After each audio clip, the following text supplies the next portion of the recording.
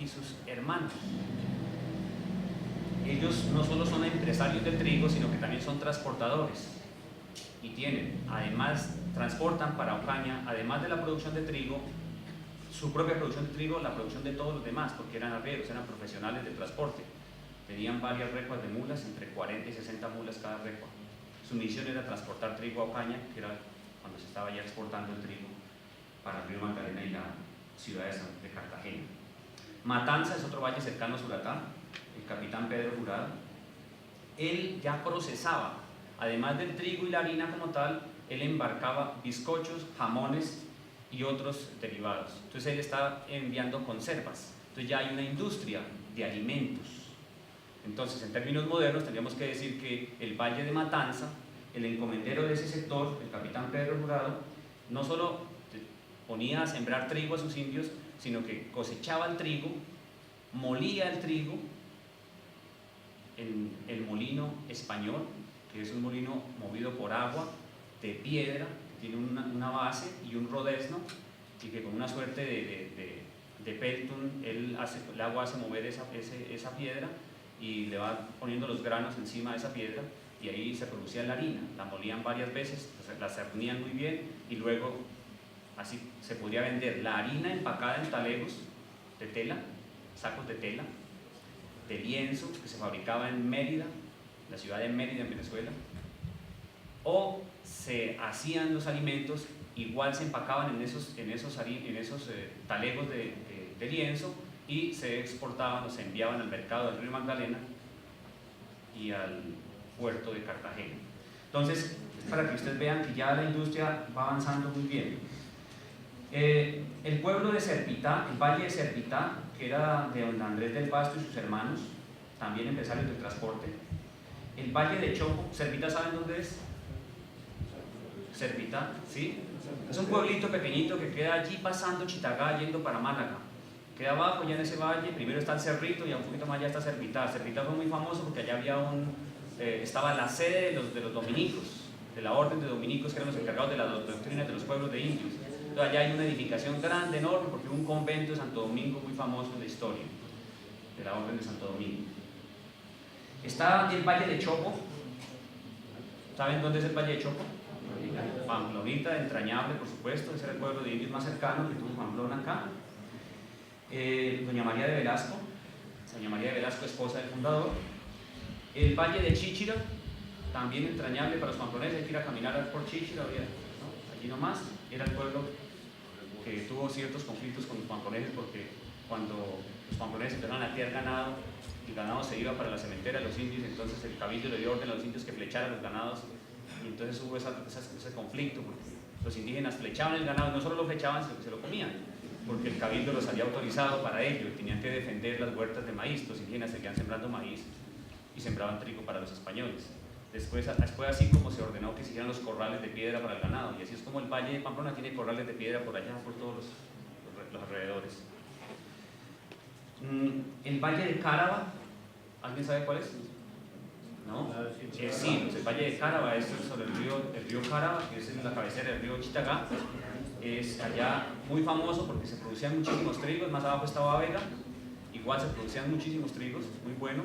Y allá muy importante porque en Cáraba, sobre el Valle de Cáraba, está un sector muy valorado para aquí, los pamploneses del casco urbano, porque estaba la hacienda de Tutepa, que era de las monjas de Santa Clara. Hasta ayer tarde fui eso de las monjas de Santa Clara, en Tutepa. Se producía muchísimo. Esos son unos faldones terribles por allá, pero así, todo quebrado que es el suelo, es sumamente fértil y se produjo trigo en grandes cantidades y de muy buena calidad, además de maíz, habas y frijol. Chitagá, Tapaguá, ¿alguien me dice dónde es Tapaguá, el Valle de Tapaguá? No. El Valle de Tapaguá, un valle extraordinariamente fértil y hermoso. No. Tapaguá es todo el sector de Mutisco. Donde está Mutiscoa, la salida para la laguna, para Silos, todo ese sector del Rabicha, ese es Tapaguá. Se sembraba muchísimo trigo. Bueno, de hecho ya yo me crié en ese pueblo, en ese valle muy fértil, y tuve la oportunidad de buscar, caminando de piedra en piedra, los molinos antiguos. porque en los documentos encontré aquí en Pamplona que uno de los molinos más sobresalientes del territorio se hizo en Untisco. El primer molino de trigo se hizo aquí en el valle, en el año de 1552-53. Era el padre Velasco. El padre Velasco era pariente del fundador, fue el primer vicario de la ciudad, y él, en su economía, las rentas, su primera empresa fue un molino, que después el cabildo le dio autorización a unos hermanos Durán para que hicieran otro, para que le hicieran competencia al padre, porque el padre cobraba demasiado por la maquila y la harina no era de muy buena calidad. ¿Saben qué es la maquila? La maquila es parte del producto que hay que entregarle al molinero por moler el grano. O sea, el productor del grano necesita convertir el grano en harina. Como él tiene molino, entonces se va donde un señor que tenga el molino, le entrega determinado grano, le entrega por ejemplo 5 bultos del grano, y él le cobra un porcentaje de harina por moler. El dueño del trigo va y recoge la harina, pero le queda al dueño del molino una parte. Es apenas lógico, el servicio de prestar el molino se llama maquila. Entonces el padre Velasco parecía que cobraba demasiado la maquila y la harina no era muy buena, y los vecinos se organizaron y pidieron la autorización para que les permitieran una segunda empresa molinera, y fue así como en el año 53 se permitió otro molino. Pero otros empresarios de harina fue el señor Alonso Rangel. Alonso Rangel, el futuro fundador de la Salazar de las Palmas, era encomendero, tenía unas estancias allí en el Valle de Tapaguá, y allá él montó un molino.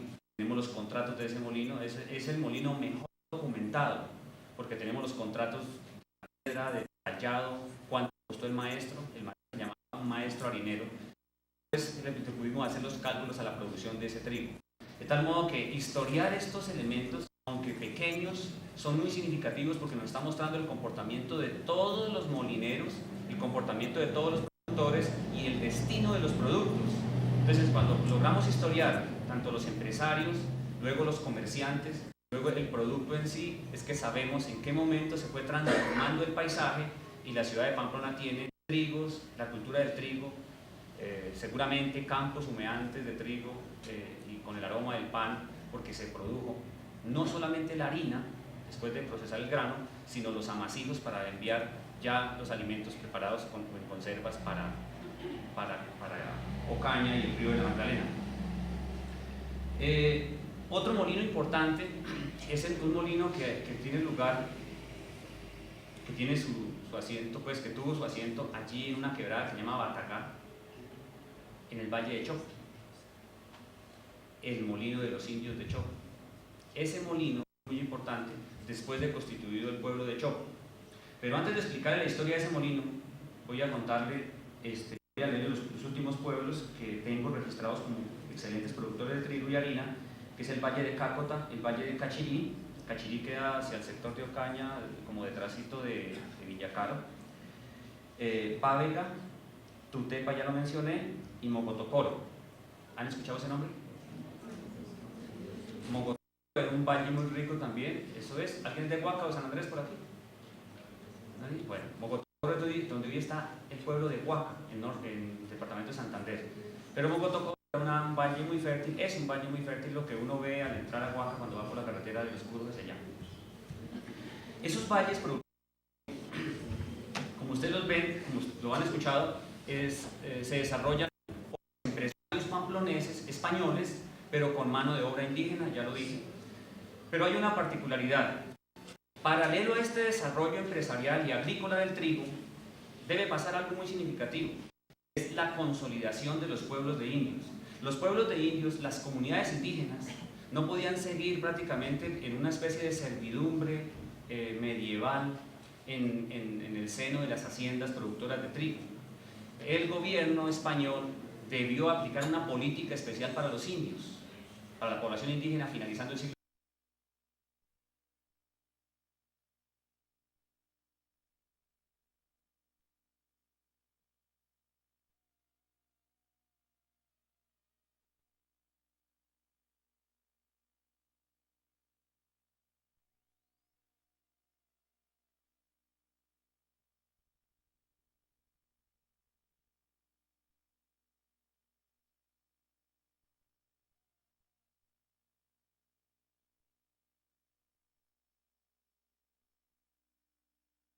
Bávega, el pueblo de Chinácotas y todos los pueblos.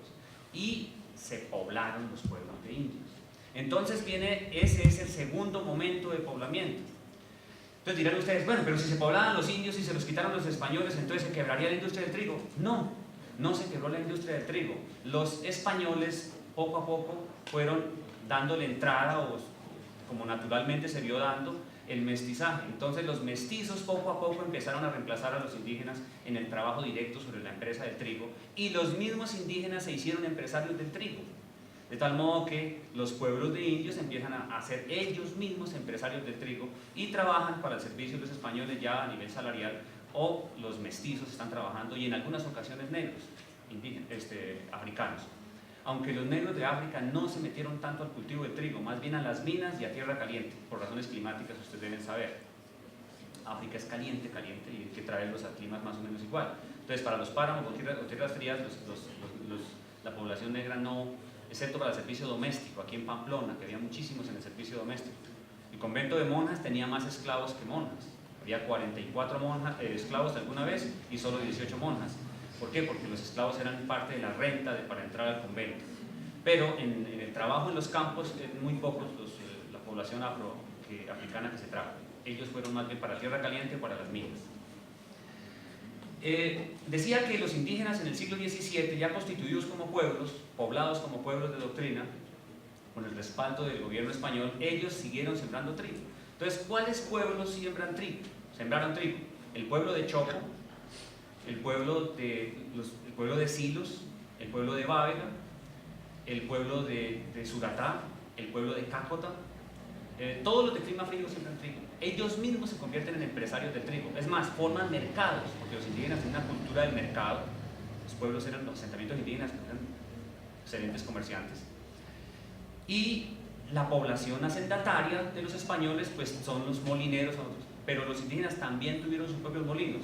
Y uno de los molinos que quiero contarles rápidamente, o para que lo comparen con el de Herrán un poco en el tiempo, la molinera de Herrán, es el molino de Choco.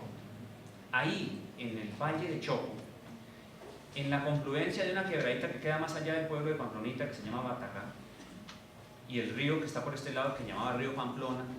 De hecho, Río Pamplonita solo se llamó en la segunda mitad del siglo XIX. Antes, en el sistema español, siempre fue Río Pamplona. Entonces ellos montan un molino. El encomendero, don Cristóbal de Araque y Ponce de León, el tercer esposo de doña María de Velasco, él monta el molino, fabrica un molino, contrata el molino y lo pone ahí. Pero cometió un pequeñito error. El molino lo puso en las tierras de los indígenas. El gobierno español les había concedido las tierras de resguardo a los indígenas. En el año de 1602 vino un español llamado don Antonio Beltrán de Guevara y le confirió las tierras de resguardo a los indígenas, se las tituló, y ellos eran dueños y señores de esas tierras. Y el señor encomendero, desconociendo un poco la potestad de los indígenas, construyó ese molino ahí para usufructuar la mano de obra de los indígenas, porque los molineros eran indígenas. Después alguien le calentó los oídos a los indios y les dijo: miren, hermanitos, ese molino es de ustedes. No, pero que lo hizo don Cristóbal. Puede haberlo hecho don Cristóbal, pero está en las tierras del resguardo. Y el rey dice que todo lo que esté dentro del resguardo, eso es de la comunidad. Eran tierras de comunidad. Los indígenas instauraron un pleito extraordinario. El expediente está en el Archivo General de la Nación, eso está para escribir toda una novela con ese expediente, donde los indígenas durante casi 40 años le hicieron ante la audiencia el proceso a don Cristóbal de Araque, ya le tocó finalmente a sus herederos, y los indígenas ganaron el pleito. El molino quedó para el pueblo de indios. Ese molino era tan bueno, tan productivo, tan grande, era de unas calidades tales, que tenía que nutrirse con agua tanto de la quebrada como del río. Y hoy, arqueológicamente, cuando va uno a visitarlo, ahí está la toma de agua que viene de la quebrada y la toma de agua que va del río. Aún se conserva porque eran tomas de agua que se hacían enchapadas en piedra y aún están ahí. Y está la bóveda del molino, están los rodeznos, todo está por ahí regado en los potreros, pero ahí están. Esa es una pieza de la arquitectura civil española, de la tecnología, en este caso gastronómica o agroproductiva, agroindustrial, porque es eso, tecnología agroindustrial, la del molino español.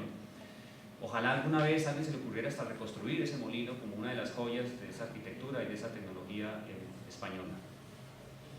Claro, en vez de reconstruirlo, recuperarlo, alguna vez el rector de un colegio ahí de Pamplonita se fue con los chicos y creyendo que había una huaca, que eso era oro, lo que había ya seguramente enterrado, y han roto la piedra principal, que es una talla en piedra, que tiene 1 metro de larga, un poco más, que labrada en piedra se encargaba de conducir el agua directamente a las aspas que le daban la vuelta al rodezmo para moler. Eso fue una gran pérdida, porque ellos partieron esa piedra, era una piedra tallada para eso. Es un poco la ignorancia, ¿no? Bueno, como ese molino hay muchos en el territorio. Ya le dije, en el Valle de Tapaguá detectamos la existencia de 6 molinos y hay uno que está intacto, todavía puede funcionar, abajo en una vereda que es de Pamplona ya, por cierto, que se llama El Manzano, sobre el río Tapaguá, sobre el río La Plata. Los otros pueblos tienen un molino muy famoso, que ese molino hay que historiarlo, indudablemente, hay que hacerle una historia a ese molino, y es el molino de Cáraba, en Silos. Allá aún está el puente de Cáraba y están las edificaciones, porque ese molino se modernizó después, pero desde la época de los indígenas, la segunda mitad del siglo XVI, ese molino funcionó. El molino de Cáraba fue famoso en toda la historia, hasta hace 3 días. Voy en el segundo momento del poblamiento. Entonces yo creo que más o menos si logré poner la imagen de cómo se comporta la ciudad, cómo se comportan los españoles empresarios del trigo, y más o menos si logré visualizarles cómo se comportaban los empresarios indígenas del trigo, muy bollantes. El caso de Pamplonita, de Chopo, es muy significativo porque el molino sostenía la comunidad. Con la maquila y con la exportación de trigos de ahí, de ese molino de Chopo, ellos pagaban el cura, y el cura valía 200 pesos el año. 200 pesos de buen oro era complicado reunirlos. Los indígenas con el molino pagaban el cura, sostenían la lámpara del Santísimo, alcanzaba para, incluso ampliaron las propiedades, crearon una cofradía muy importante, que es la cofradía de Nuestra Señora del Rosario. Ellos eran dominicos, y pues doctrinados por los dominicos, y en virtud de ello eran rosaristas, pues tenía una cofradía de Nuestra Señora del Rosario. Y esa cofradía de la Virgen era dueña de las tierras de San Rafael, y en la recta que ustedes, cuando uno va para Cúcuta, la zona de San Rafael, donde está el procesamiento de madera, todo eso era de los indígenas, hasta el río. Y el molino era el soporte económico para sostener el culto, o sea, la iglesia, los ornamentos, pagarle al cura, y ellos un ahorro social colectivo muy importante. Una cofradía es como el seguro social de hoy, ¿no? O sea, en esa época no estaba ni la CPS ni el seguro, pero la cofradía se encargaba de sostener, ayudar en la muerte, ayudar en la enfermedad, todos, eran tierras comunales, era de verdad una sociedad muy, muy organizada bajo la perspectiva española, pero netamente indígena. Bueno, el cura y el encomendero los ayudaban allí en la parte contable y demás, pero ellos tenían todo lo que tenían que tener. Eso ocurre en el siglo XVI y buena parte del XVII. Pues todo en la segunda parte del siglo XVI, más el siglo XVII realmente, porque como les dije, las tierras de los guardas se las entregaron a ellos en el año 602, consolidaron las doctrinas en el año 623, Villabón y Subiaur es un visitador español que consolida los pueblos de indios finalmente, y durante todo el siglo XVII y buena parte del XVIII, los pueblos de indios son autónomos, tienen un gran mercado, exportan sus harinas y participan en la vida pública. El detalle es que alrededor de esos pueblos de indios, al haber concentrado las doctrinas, van quedando muchas tierras libres. Quiero que vayan pensando en esto como empresarios. Si van quedando tierras libres, porque los indígenas se concentran en un solo lugar, Chopo, ahí. Chinacota, allá donde está Chinacota, quedan libres todas las tierras de lo que es Bochalema, Durania, todo eso queda libre. En el caso del valle del río Cáraba, pusieron los indios en silos, pero quedaron libres todas las tierras de Baba, Gatutepa y todo eso, y Chitagá, todo eso quedó libre. Los indígenas que estaban en el Valle de Tapaguá los llevaron para Silos, quedó libre todo el Valle de Tapaguá. Y así sucesivamente, todos los valles fueron quedando muchas tierras libres. ¿Quién tomó esas tierras? Pues los españoles y luego el campesinado mestizo.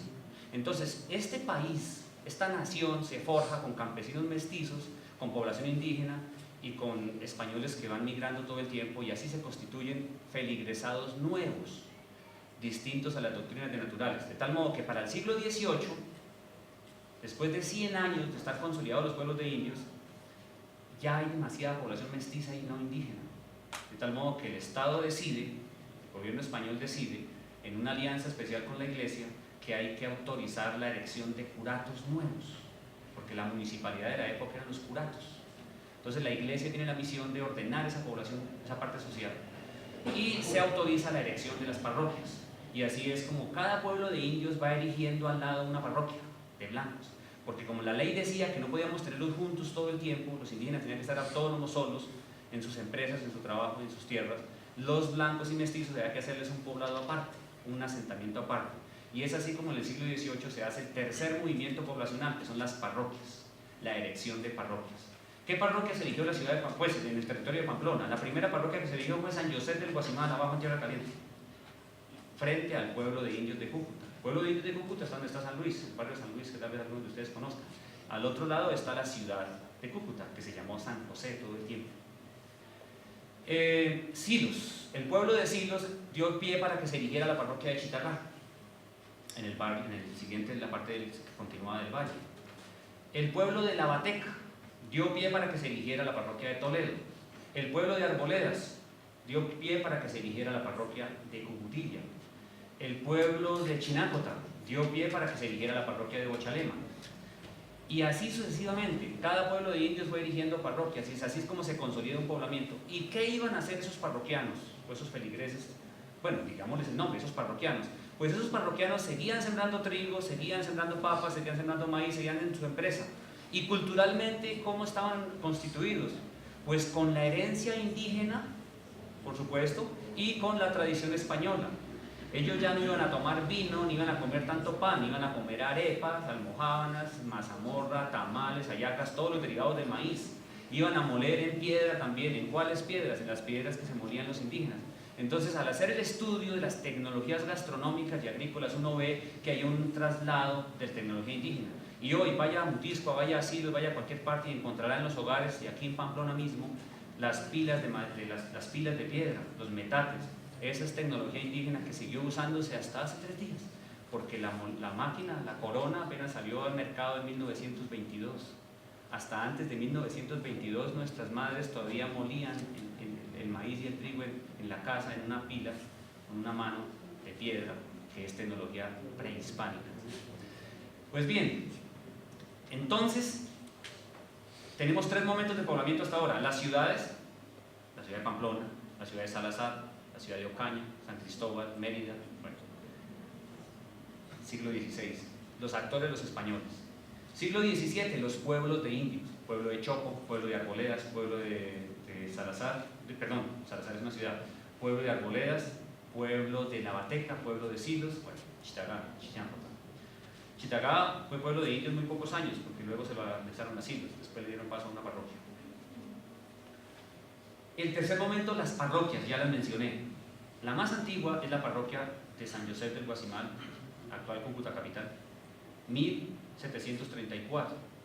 Le siguió la parroquia de Sagrado Corazón de Bochalema, 1757. Le siguió la parroquia de Nuestra Señora del Rosario, Villa del Rosario actual, 1761.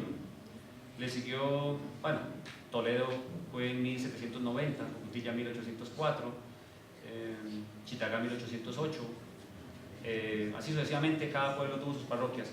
Entonces el campesinado productor de trigo estaba constituido por antiguos españoles de las ciudades, descendientes de los pueblos de indios y los mismos indios que aún subsistían en los pueblos, y los parroquianos que se constituían. En el siglo XIX, ya pasando a la República, hay un nuevo poblamiento impulsado por el café.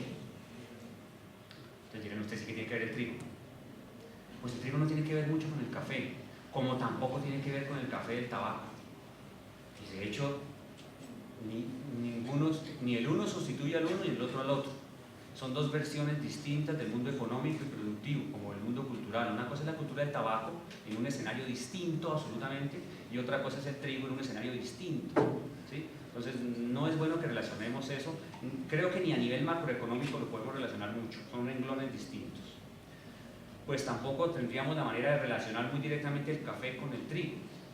Sin embargo, la fuerza pulsora del poblamiento de sectores como Herrán y Ragombalia actuales, Herrán se llamaba Planadas, Ragombalia se llamaba Mundo Nuevo, antes de constituirse como municipios modernos, Herrán sembró trigo, pero la fuerza pobladora de Herrán no fue el trigo, sino el café.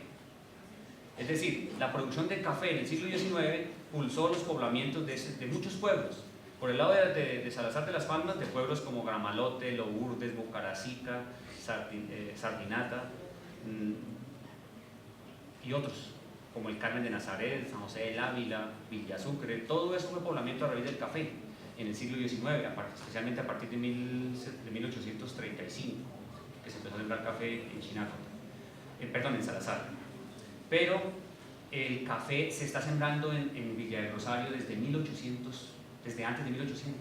Yo creo que los primeros cafetos se sembraron en Villa del Rosario en 1798, por ahí. Tenemos un empresario que está vendiendo café en el año 1803. Por lo tanto, el café se desarrolla no en Salazar de las Palmas, pues se desarrolla así en Salazar, pero el origen es Villa Rosario y Cúcuta. Ahora, Villa Rosario tiene jurisdicción sobre todo el valle del río Táchira. Y ustedes saben que Ragombale y Herrán están sobre el valle del río Táchira, ¿cierto? Entonces ellos fueron sembrando café en tierra caliente, en tierra temple, todas esas montañas. Y así fue como surge pues Ragombalia y un poco el poblamiento de Herrán. Pero Herrán va a sembrar trigo en las partes altas, llevando la tradición del trigo que ya tenía Izcalá, en la parte fría de Chinácota. Entonces está sembrando trigo Chinácota, que es el trigo que va desde Pamplona, Choco, todo el sector que siembra trigo, y pasa hasta Herrán. Entonces los trigos que se siembran en la parte alta de Herrán son el producto ya de una empresa agrícola consolidada a partir del café. Ustedes dirán, pero bueno, ¿en qué? ¿Revuelven o no revuelven? No, estoy diciendo que el café sí pulsa el poblamiento, pero que una vez poblados Ragombale y Herrán, entonces los campesinos del sector ven que pueden sembrar trigo en la parte alta y han entrado sembrando trigo también. Eso es lo que origina un poco la posibilidad del trigo en Herrán y el nacimiento de la movilidad de Herrán. Me imagino que ustedes van a historiar los empresarios, don Manuel Baldo Carrero, con su gran empresa comercial en Chinácota, su relación con los extranjeros, alemanes, el grandísimo comercio de Chinácota y digamos, la época de oro de Chinácota, que está entre más o menos el 20 y el 30. A Chinácota lo afecta la caída del Wall Street en el año 29. Después viene, ahí están los constitutivos, no sé, quisiera mirar la escritura constitutiva de la molinera, porque ahí están todos ellos. Incluso venezolanos, parte de ellos eran venezolanos, quienes fueron los socios originales de la molinera. Y eso nos pone en el cuarto momento del poblamiento ya explicado, que es los pueblos pulsados por el café, pero son del siglo XIX. Entonces, rapidito, Ragombalia, Herrán, Gramalote, la destruida Gramalote, tristemente, que ustedes saben, Lourdes, la Don Juana, y asentamientos como el Diamante. Por el otro lado está Villa Sucre, San Carmen de Nazaret. Todos esos pueblos son cafeteros, son el producto del café, son los pueblos decimonónicos. ¿Cómo los llamamos entonces? Los pueblos del café, los pueblos como contemporáneos o modernos. Y en el siglo XX hay unas fuerzas, entra Mutisco. Entonces dirán ustedes, claro, entonces ahora sí relaciona el café con el trigo. Mutisco, que siembra trigo, que siembra papa, que siembra maíz, que siembra cebada, que es importante para el mercado de Pamplona por las hortalizas y por los, tiene que poblarse en una vereda de Pamplona que pertenecía aquí a la parroquia del Carmen. Esa vereda de Pamplona que pertenecía a la parroquia del Carmen había que convertir en un municipio de alguna manera, porque ya había un número suficiente de campesinado blanco allá, ya pues campesinado moderno, porque eso es después de la independencia. Tanto que entonces en 1841 deciden crear la municipalidad, y así es como surge Mutisco a la vida. Yo lo relaciono, ¿por qué? Porque en todo caso hay una fuerza económica muy significativa. Lo que es Pamplona y Cúcuta están comerciando con café, tienen relaciones comerciales con el exterior. Pamplona está pulsando ya el ingreso al Sarare por la Bateca y Toledo, y pues ese desarrollo económico y ese florecimiento de los mercados, tanto de Cúcuta como Bucaramanga, hacen que surjan municipalidades como Mutisco. Entonces, aunque no se siembra café en Mutisco, sí está pulsado de alguna manera por el entorno económico que gravita en torno al café. De tal modo que historiar lo económico es muy importante, porque usted puede hacer entonces todo el viaje. Yo finalmente quisiera que visualicen pues como la cultura del trigo, visualicen el trigo vinculado a los poblamientos, a la ancestralidad de nuestros pueblos, un poco como las tecnologías vinculadas al trigo y a la gastronomía, a los mercados. Las panaderías que nos mencionaba Flordelia, por ejemplo, yo en el archivo Les voy a decir esta experiencia para que no sé si ustedes vayan al archivo. Cuando estoy historiando